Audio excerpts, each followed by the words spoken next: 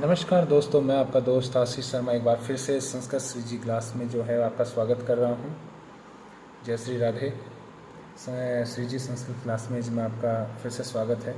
कक्षा 8 का एक नवीनतम जो वीडियो है, एक नवीन व्याकरण का जो टॉपिक है वो मैं आपके सामने लेकर जो है वो पेश हुआ हूँ। नाम है वर्ण विचार। टॉपिक का नाम है वर्ण विचार। देववाणी संस्कृत भाषा में मूल में भगवान शिव के डमरू से ध्वनि से उत्पन्न ऐ उण आदि 14 माहेश्वरी सूत्रों से व्यवस्थित वर्णमाला का निर्माण हुआ। जैसा कि आपको बता रहा हूँ 14 माहेश्वरी सूत्र हैं। भगवान शिव के जो हैं वो डमरू से निकले थे स्वर। महर्षि पाणिनि जो थे संस्कृत के व्याकरणाचार्य, महान व्याकरणाचार्य हैं, उन्होंने इन 14 माहेश्वरी सूत्रों की रचना की थी। इन 14 माहेश्वरी सूत्रों में जो हैं वो आपको अभी बताया जाएगा। एक छोटी सी बात यह है कि वर्णों का जो समूह होता है वो वर्णमाला कहलाता है। वर्णमाला हुई 14 माहेश्वरी सूत्रों से जो वर्णमाला निकले, व्यवस्थित वर्णमाला निर्माण हुआ था, उनमें वर्णों का जो समूह उसको क्या कहते हैं? वर्णमाला कहते हैं। अब इसमें आपको जो 14 माहेश्वरी सूत्र हैं उनको बारी बारी से बताते हैं। पहला सूत्र है ऐ उण। पहला सूत्र क्या है? ऐ उण। दूसरा है री लृक। तीसरा है ए ओंग। चौथा है ए औच। पांचवा है हय वरट। छठा है लण। सातवां है यम गणनम। आठवां है झबय। नौवां है गढ़धस। 10वां है जब गढ़धस। 11वां है खप छट थ चटतव। 12वां है कपय। 13वां है ससर और 14वां है हल। मुख से उच्चारित होने वाली छोटी से जो छोटी ध्वनि होती है उसको वर्ण कहा जाता है। जो छोटी से छोटी ध्वनि होती है उसको क्या कहा जाता है? वर्ण कहा जाता है। आप देखिए संस्कृत में जो वर्ण है वो 3 प्रकार के बताए गए हैं। संस्कृत में वर्ण कितने प्रकार के बताए गए हैं? 3 प्रकार के। पहला वर्ण है स्वर। पहला वर्ण क्या है? स्वर है। दूसरा है व्यंजन और तीसरा है अयोगवा है। जैसा कि हम कक्षा 3 से कक्षा 4 से पढ़ते आ रहे हैं कि स्वर जो हैं वो ए आई होते हैं। ए आ ई ऊ ए आई ओ होते हैं। और जो व्यंजन होते हैं वो व्यंजन कैसे लेकर मैं तक के, अर्थात गैस से ज्ञानी तक के अक्षर जो होते हैं, वर्ण होते हैं, वो व्यंजन में आते हैं। अब देखिए पहला जो है स्वर, जिसको अच कहते हैं, जिन वर्णों का उच्चारण किसी दूसरे वर्ण की सहायता के बिना होता है। जिन वर्णों का उच्चारण किसी दूसरे वर्ण की सहायता के बिना होता है उन वर्णों को अच अर्थात स्वर कहा जाता है। शिव के जो 14 सूत्र हैं उनके अनुसार अच के जो सुर के जो 4 हैं, 1, 2, 3 और 4, इन चारों सूत्रों में ही जो है वो स्वरों का निर्माण हुआ है।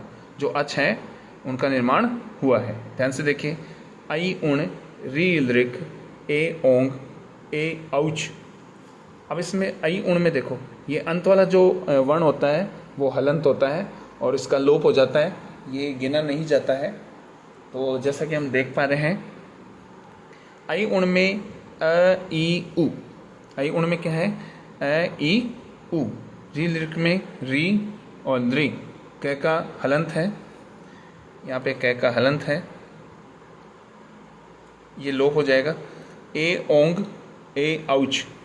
अब इसमें देखिए ये जो वर्ण है ये स्वर में आते हैं, ये भी स्वर में, ये भी स्वर में और ये भी स्वर में। इसके बाद में हम पढ़ते हैं आगे। जो स्वर है ये 3 भेद होते हैं। एक तो ऋश्व होता है, एक दीर्घ होता है और एक प्लूत होता है। अब ऋश्व जो है उनके भेद होते हैं 5।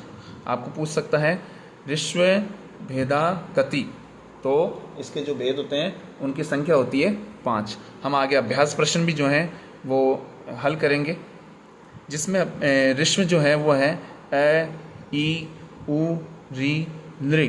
ऋश्व का मतलब होता है छोटे। ऋश्व का मतलब होता है छोटे। इसका अपोजिट जो होता है वो होता है दीर्घ, और इससे भी होता है बड़ा प्लूत, मतलब छोटा फिर बड़ा फिर सबसे बड़ा। समझ रहे हैं बात को? छोटा बड़ा फिर सबसे बड़ा। तो देखिए अ ई उ री लृ, ये 5 जो वर्ण हैं वो ऋश्व में आते हैं। ये 5 वर्ण किस में आते हैं? ऋश्व में आते हैं। अब दीर्घ में देखिए, ए का आ बड़ा, ई का ई बड़ा, ऊ का ऊ बड़ा, री का री बड़ा, लृ का नहीं है, ये लोप हो जाता है इसका, क्योंकि ये दीर्घ इसका दीर्घ नहीं होता है। ये ध्यान रखिएगा, इसका कभी भी दीर्घ नहीं होता है। ए आई ओ औ, इनकी संख्या होती है 8। मैं फिर से बता रहा हूँ, ह्रस्व की संख्या है 5, दीर्घ स्वरों की संख्या है 8 और प्लूत की संख्या है 9। अ ई उ ये सारे जो भी वर्ण हैं इनके आगे इस प्रकार का जो है वो चिन्ह लगा देंगे। ये इसका मतलब है कि ये उच्चारण जो है वो 3 बार हो रहा है। उच्चारण मतलब कितना हो रहा है? 3 बार हो रहा है। आगे स्वर के बाद में जो दूसरे नंबर पे है वो है व्यंजन वर्ण। वो क्या है? व्यंजन वर्ण, जिसमें जिनका उच्चारण स्वरों की सहायता से ही होता है। स्वरों के बिना इनका उच्चारण संभव नहीं है, ये बात ध्यान में रखिएगा। व्यंजन जो है वह कई बच्चों को थोड़ा भ्रम रहता है कि जो क है वो एक व्यंजन है, जबकि उनकी जो ये धारणा है वो गलत है कि इस क में भी स्वर मिला हुआ है। जैसा कि मैं उदाहरण दे रहा हूँ, क हलंत। आप बता दूँ आपको, अगर कोई भी वर्ण के नीचे इस प्रकार का चिन्ह लग जाता है तो उसको हलंत बोलते हैं। उसको क्या बोलते हैं? हलंत। तो इसमें देखिए, जिनका उच्चारण स्वरों की सहायता से होता है वे वर्ण व्यंजन कहलाते हैं। वे वर्ण क्या कहलाते हैं? व्यंजन कहलाते हैं। जैसे क धन ए, तो ये इस प्रकार क बना है, ये व्यंजन कहलाया। ये क्या कहलाया? व्यंजन। आगे इसके जो है व्यंजन को जो है वो हल भी कहते हैं। व्यंजन को क्या कहते हैं? हल कहते हैं। इसके जो भेद हैं वो देख लेते हैं।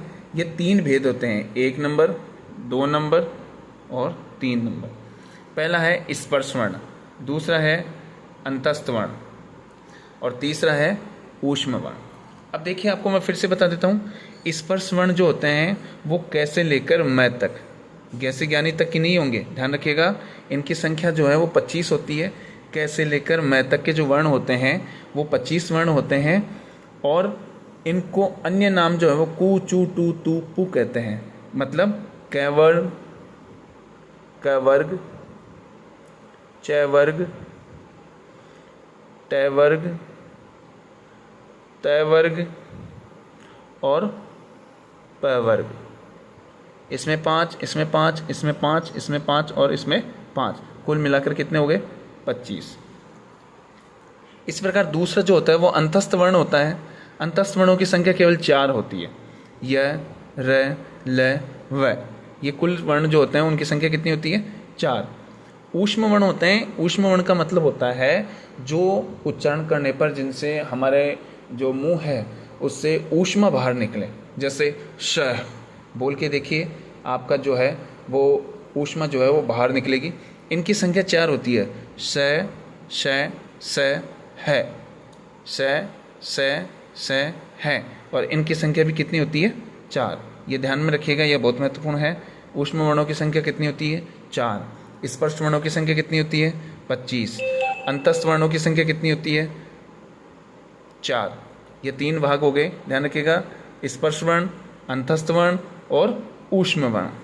आगे हम बढ़ते हैं। तीसरा भेद होता है अयोगवाह का। तीसरा भेद किसका है? अयोगवाह है।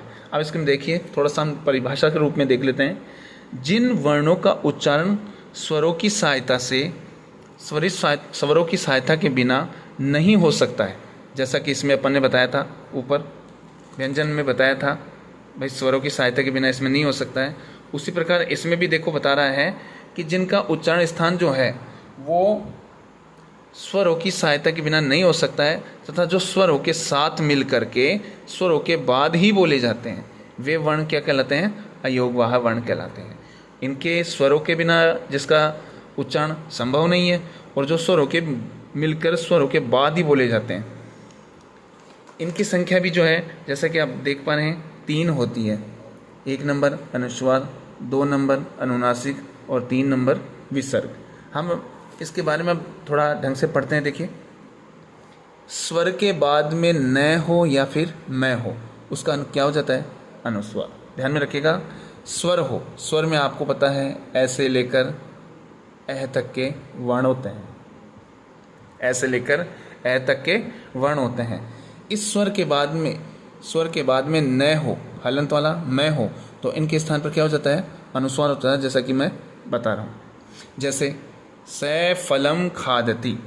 अब फलम जो है वर्ण लिखा हुआ है, इसमें जो गोला आप देख रहे हैं ये अनुस्वार है। ये क्या है? अनुस्वार है। इसी प्रकार दूसरा जो भेद है उसको कहते हैं अनुनासिक। उसको क्या कहते हैं? अनुनासिक। स्वर के बाद में इसका प्रयोग होता है, ये बात ध्यान में रखिएगा। किसके बाद में प्रयोग होता है? स्वर के बाद में। अब इसका जो चिन्ह है वो कोई भी वर्ण के ऊपर जो चंद्र बिंदु होती है वो इसका प्रतीक होता है। उसको क्या कहते हैं? अनुनासिक। उसको क्या कहते हैं? अनुनासिक। जैसे हंसना और पुल्लिंगम। अब इसके ऊपर देखिए आप चिन्ह रखा है, तो ये किसका प्रतीक है? अनुनासिक का। इसी प्रकार जो तीसरा है उसको कहते हैं विसर्ग। अब आपके जैसे सांप डस जाता है उसकी तरफ जो बिंदुओं का प्रतीक दे रखा है वो इसका पहचान चिन्ह है। जैसे पाठ है, तो ये क्या है? विसर्ग है। क्या है ये? विसर्ग है। स्वर के बाद इसका प्रयोग होता है और विशेष रूप से जैसे इसमें है की ध्वनि निकलती है, जैसे मैंने भी उच्चारण बताया पाठ है, तो इस विसर्ग को जो है वो है के रूप में हम उच्चारण करते हैं। जैसे पाठ है, राम है, जैसा कि आप उदाहरण देख पा रहे हैं। ठीक है, आज का ये टॉपिक जो है वो वर्ण विचार समाप्त हुआ और अब इसमें थोड़ा अभ्यास प्रश्न जो हैं वो मैंने बनाए हैं आपके लिए कुछ महत्वपूर्ण, वो हम देख लेते हैं। पहला है वर्णानाम समूह किम कथ्यते। वर्णों का जो समूह होता है उसको क्या कहा जाता है? तो इसमें आप देखिए वर्णमाला कहा जाता है। वर्णों का जो समूह होता है उसको क्या कहा जाता है? वर्णमाला। दूसरा प्रश्न है खालिस्तान वर्णानाम भेद न अस्ति। वर्णों का जो भेद है वो इनमें से कौन सा नहीं है? स्वर की भी बात हो गई, व्यंजन की भी बात हो गई, अयोगवाह की बात हो गई, पर पद जो है वो इनमें से वर्णों का कोई भेद नहीं है।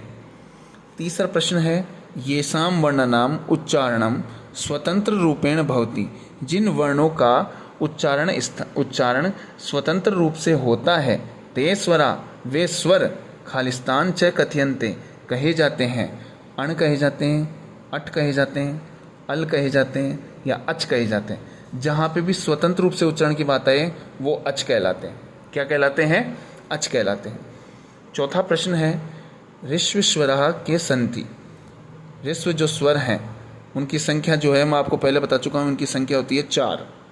ऋष्व का मतलब होता है छोटा, दीर्घ का मतलब होता है बड़ा और प्लूत का मतलब होता है उससे भी बड़ा। तो जो इनमें छोटे वर्ण हैं वो हम देख लेंगे। ए, ई, उ, री, लृ, ये जो है ब नंबर का ये ऋष्व वर्ण कहलाएगा। अगला पांचवा प्रश्न जो है दीर्घ स्वरः खालिस्तान सन्ति। दीर्घ स्वर इनमें से कितने होते हैं?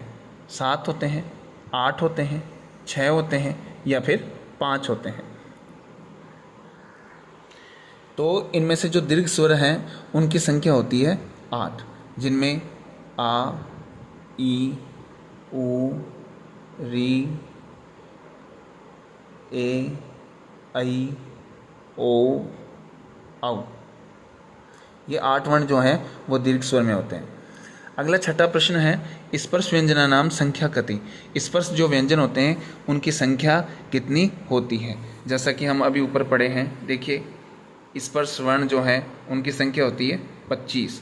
तो इसमें भी हम देखेंगे वर्णों की संख्या कितनी हो जाएगी? 25। जो स ऑप्शन है वो हो जाएगा।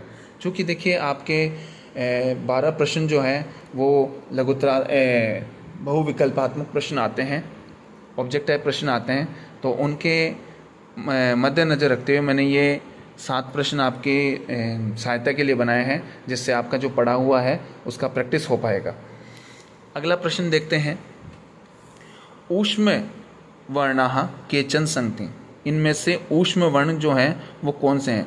ऊष्म वर्ण वो होते हैं जिनसे हम बोलने पर जो उच्चारण में भाप जो है वो बाहर की तरफ निकले मुंह से। तो इनमें देखिए उच्चारण स्थान जो है ये ऊष्म वर्ण है श, श, स, व तो नहीं है, स, श, श है। ये जो उच्चारण स्थान है वो ख वाला हो जाएगा। इस प्रकार आपके जो हैं वो ये वर्ण विचार का जो टॉपिक है वो समाप्त हुआ।